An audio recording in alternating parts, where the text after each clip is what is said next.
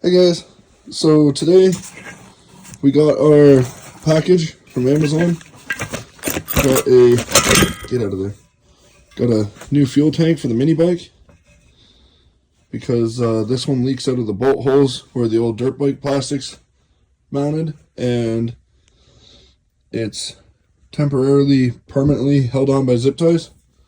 It was supposed to be a temporary solution, and it's been on there for like 4 years.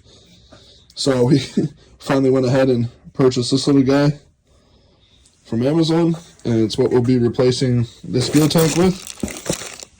Comes with all the hardware you need, and the petcock and everything.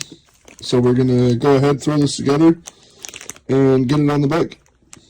So it comes with this cool little plastic filter, if it'll focus, with some mesh in there that you just screw into the top of the petcock.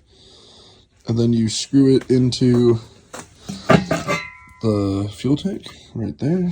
So we're going to go ahead and do that. And then in this bag is your fuel cap and the bolts, or the nuts, sorry, and the straps to attach it to the top bar on the mini bike. Alrighty, so here she is with the new tank on her from Amazon. We had to shorten the fuel line by couple inches, just so it would stay away from the governor arm, because that's actually how I have my throttle run on this bike. And yeah, got her screwed in. It's a nice little O-ring on that nut. Got her all screwed up under the top bar there. It did bend these straps up a little bit, but as you can see, I'm shaking the whole bike trying to get the tank to move, so it's secure. And yeah, we're about to go out on a ride with it and see how it does.